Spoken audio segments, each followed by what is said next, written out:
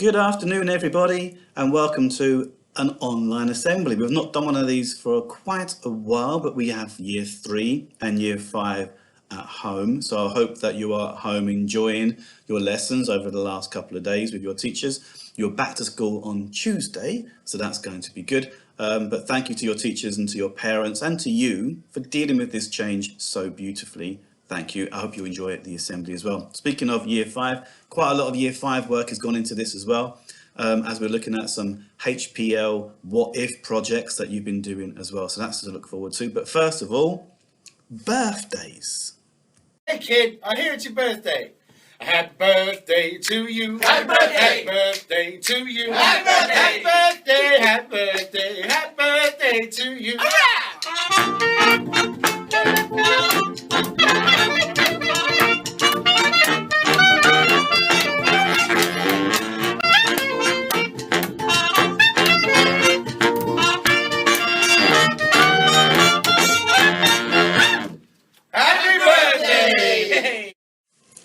I think I missed that song. It's such a cheerful song. So happy birthday to you four. And thank you to Erica. She gave me a sweet today. That's always one of my pleasures about people having their birthdays is that I get candies. So thank you to everybody. So let's crack on with today's assembly.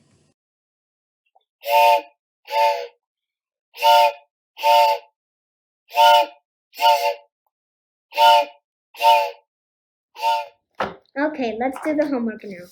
Wait, is this something about the Industrial Revolution? Wait, what is it? We are here to tell you. Wait, who are you? We are the British inventors and we are going to tell you about the Industrial Revolution. Oh, okay then. Around 200 years ago in Britain, a man named James Watt changed the world. He started the Industrial Revolution by perfecting something called the steam engine. The steam engine was something used for many things, which then ended up mainly being used in factories. This changed the world of manufacturing because machines were cheaper and could make items a lot faster than humans can by hand. Huge factories were built in cities, which meant a lot of jobs were created. Before the Industrial Revolution, most people farmed the animals in the countryside. People left the rural place that they once lived in to now work in factories in the big cities. Poor people would have to move away from working for the nobles, instead choosing to live in cities and work in the newly formed bourgeois factories.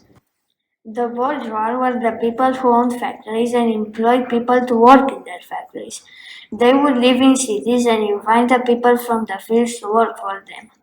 Because of this, cities became very crowded.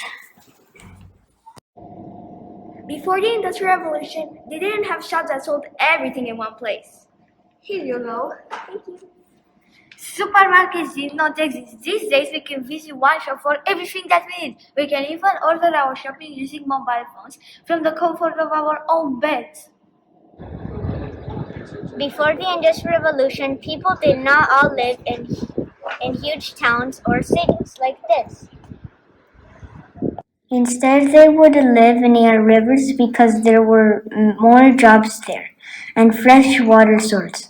They would live in the countryside because most worked in fields while some worked on farms. Before the Industrial Revolution, there were no cars, motorcycles, or even airplanes. They would travel by horses or by foot. Not a great transport, right? Well, since the nobles were the rich ones in charge before the Industrial Revolution happened, they were usually the only people to travel by horse and cars. The good thing about it was that there was no pollution and it would just be so peaceful. Not many important things were happening, but it was still a good, simple life. You just had to carry weight, plant and grow it and take care of the fields. I think it was much simpler than some jobs today, like a rocket scientist. But how did it begin? I was sure you were going to ask us that. Maria, how did it start? Well, it started with James Watt inventing the steam engine. Then the spinning jenny was invented, a machine to take woolen clothes. Then there were trains and many other wonderful and important inventions. Then the bourgeois came along, building many factories and expanding cities. The demand for works was such that children from the age of 10 had to start working in factories for 9 hours per day. Wow, you guys have helped me so much. You guys are great teachers. Wow, thank you so much. Well, you're a great student too. So let me just get things right. Back before the Industrial Revolution, people would work in fields while some would just stay in castles. James Watt fixed the steam engine and then people started using the steam engine in factories. The nobles started fading and the bourgeois came to power. Exactly. The bourgeois came to power, but the nobles started fading. They also started creating more cities and factories, and sooner or later, electricity was created, lighting the streets of those cities. The Industrial Revolution was important too, because without it, our life would be very different today. Just think about electricity and how much we rely on it. We use it for light, communication, power, transport, education, everything.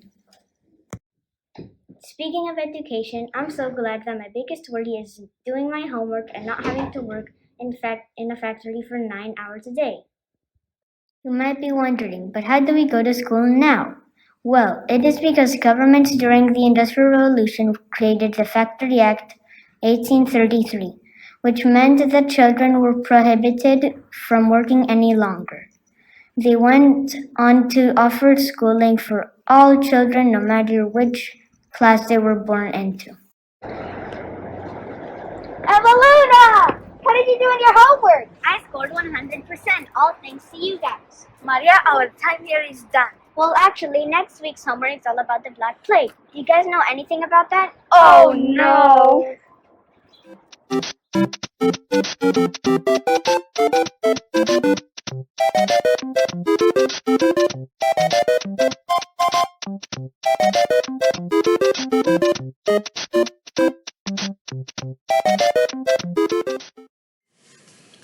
Bravo, British Inventors team. That was an excellent piece. It was informative, it was funny, it was really well put together. As I understand it, Mr. Hawkins did nothing, right? Nothing. All he did was take some videos of you with his camera and give them to you to upload. So you did all the software, all the editing, all the research. Mr. Hawkins, I think, was just on his laptop playing. Is that right? Whilst you were working? Which is wonderful, because basically this is what HPL learning is all about. It's about you taking control, looking at the what if questions, and then researching, doing the projects, working collaboratively with your colleagues, doing the entire thing, meeting the deadlines. I am very impressed, and there's one more to come as well from year 5 too, from another group. So let's see what happens later on. But before that, I'm going to hand you over to Mr. Morrison, who's going to introduce the house points this week. Hi, this is my jingle for the house points. So here we go. Everything is awesome. Everything is cool when you're part of a team. Everything is awesome.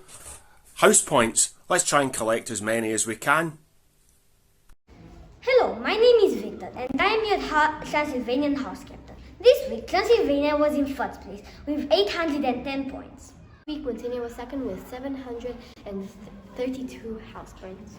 This week, the Georgia was last with 664 house points. Overall, Montenegro was last. In the overall, the Georgia is second. In the overall, Transylvania is still first. Thank you to our house captains, and of course to our awesome Mr. Morrison too. And well done to Transylvania. You seem to be just pulling out a little bit of a lead right now, but remember, it's not a sprint, it is a marathon. There's still plenty of time to go to get your house points in. So let's keep working next week when we have Science Week. More of that later. But before that, we're going to have another project from the Year 5 team. This is the what if the Industrial Revolution never happened, one of our HPL what if questions, and we're going to find out what they think might have happened. So over to you, Year 5. Hello, this is Eva, and I'm Vladimir, and this is the rest of 5H. The past term, we have been learning about the Industrial Revolution. Our what if question was, what if the Industrial Revolution never happened? We planned, prepared, and created educational videos to demonstrate how much we learned. And we'll share some of them with you now.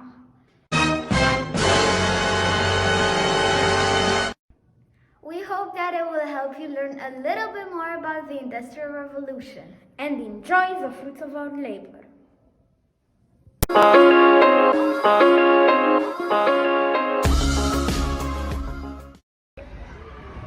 Hello, we're the Age of Industry group. I am Eva. And I'm Vladimir. And today we're going to be telling you about the Industrial Revolution.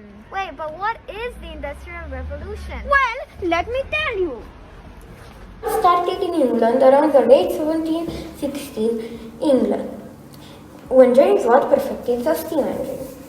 People moved from rural life to urban life only to make money. Before back then they didn't have employees, so they made most of the goods by hand. If you'd compare this to now, there would be an enormous difference. Watt was born on 19th January 1736, and at only 24 years old, he perfected the steam engine. He was born in Greenock, United Kingdom. He sadly died on August 25th, 1819. The Industrial Revolution evolved a lot over the years. The Industrial Revolution is a revolution that changed humanity with the introduction of many inventions. In 1760, England, James Watt perfected the steam engine. It was a miracle how James Watt perfected the steam engine. It helped millions of people to travel around the country and make what's needed to help lives. It really helped people move around more. But there were bad things as well, such as pollution, kids worked for pennies, and they wouldn't go to school. Exactly. If the Industrial Revolution wouldn't have happened, we wouldn't have cars. Only around 2 jobs for people that were nobility, which means royal or rich. The 2 jobs would be farmers or factory workers. But the factory workers are only because of the Industrial Revolution. There are 3 categories: the nobility, the mid-class, and the poor. First factory that used the steam engine was the Caron Company Iron Works in 1776. After that, the steam engine began to get really famous. Wait, how did a steam engine work? Well, let me tell you. The steam engine works from the steam of boiling water. The steam pressure is pushed on a piston, which makes the steam move at continuous motion. Oh, I get it. A new group of people were created under the name of bourgeois. Another name for them was middle-class people. Middle-class people are our kind of people. Not rich, not poor, in the middle. The Industrial Revolution was really important. Without it, we wouldn't have anything using electricity. Most of our parents would be farmers, and we wouldn't go to school. I know it might sound exciting, but believe me, not seeing your friend for a long time, that isn't cool. James Watt was very important to the Industrial Revolution. He was key. But what if I told you that there were many more inventions and important people during the Industrial Revolution, such as Richard Arkwright. He invented the spinning frame and the water frame, which helped with mixing water and electricity. George Stephenson helped at the making of the steam locomotive. The steam engine isn't the only invention invented in the Industrial Revolution. The spinning jenny, which helps make clothing by James Watt. The cotton gin helped make clothing as well by Ellie Whitney. But wait. What if it never happened? I thought you never asked. I'll show you in a timeline. James Watt isn't born, no industrial revolution, no steam engine, no electricity, no cars, no steam engine in towns that aren't near water. 3/4 of the population would be farming, drugs would be legal, racism would be really, really high. 3/4 of the population would be poor, no pollution, slavery would exist. Life would be chaos, in easy words. Imagine no phones.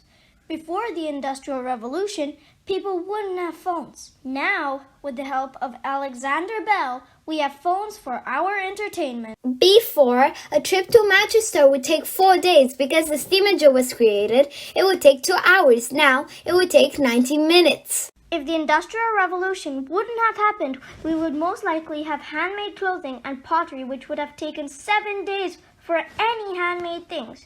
Now, engines exist. A shirt would take like 5 minutes. Well, that helped a lot, I guess. Indeed. And we hope that it helped you too. Bye! Another impressive project, year 5. I just love the way that you put that together, and you're only year 5 as well, and such poise and confidence and skills and abilities shown there throughout that project. Imagine what you can do next year in year 6. Every year just gets better and better, and I am totally impressed. So well done to you, year 5, and thank you to Mr. Hawkins for sharing those with us as well. I was joking about you just being on your computer playing games. I know that you do sometimes also read the news too. So, speaking of news, we have 2 things happening next week. It should have happened today, but it's been postponed until next Friday. So next Friday we have the kangaroo Romanian competition. So that's next Friday, something to look forward to. But something else to look forward to next week is Science Week. And in a minute, I'm going to allow Mr. Morrison's class to show you and to tell you all the exciting things that we have going on. And a big, big thank you to Mr. Morrison also for organising it. As I said, you are awesome. But before that, just want to wish everybody a happy and safe and healthy weekend. Enjoy the sunshine, be well, and we'll see most of you on Monday. Year 3 and 5, we'll see you on Tuesday. Okay, take care, and I'll leave you now with some Science Week stuff. Science. Next week, it's Science Week! Science Week! Science Week! Science Week! Science. Come on, check these moves. It's just how we do. Science. We will be doing the alien machine competition. Science. Science.